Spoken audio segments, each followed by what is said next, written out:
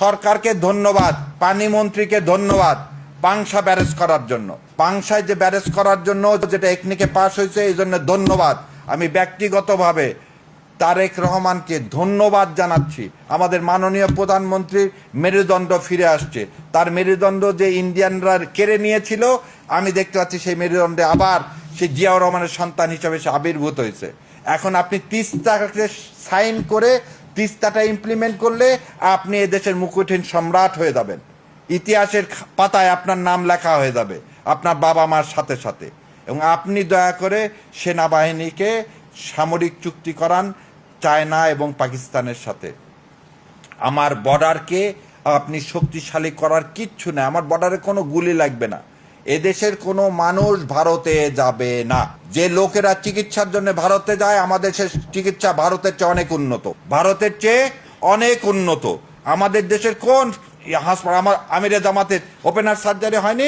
বাংলাদেশে প্রতিদিন opener surgery হচ্ছে না? তাহলে যেসব লোকেরা ইন্ডিয়াতে চিকিৎসার জন্য যাবে তাদের ইনকাম ট্যাক্স ফাইল দেখা হোক, তারা কোথায় পায় টাকা? ট্যাক্স দেয় না, আবার ইন্ডিয়াতে যা চিকিৎসা করে।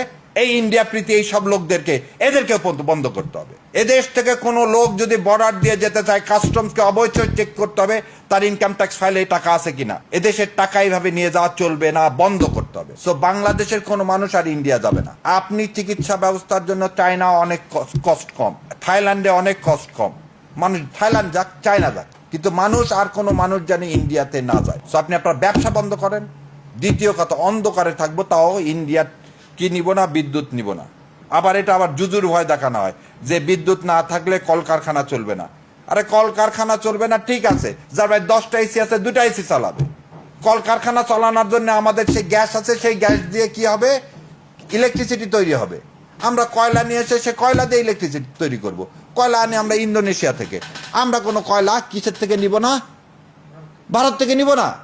ভারত থেকে আসামে যে তেল উত্তোলন করার জন্য 24 সালে ভারতে রিফাইনারি করছে। সেই রিফাইনারি কি জন্য করছে জানেন? বাংলাদেশে যাতে তেলটা বিক্রি করা যায়, ওর পচা তেল।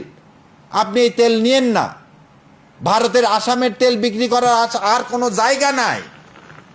বাংলাদেশ ছাড়া ইন্ডিয়াতে আর কোনো জায়গা নাই।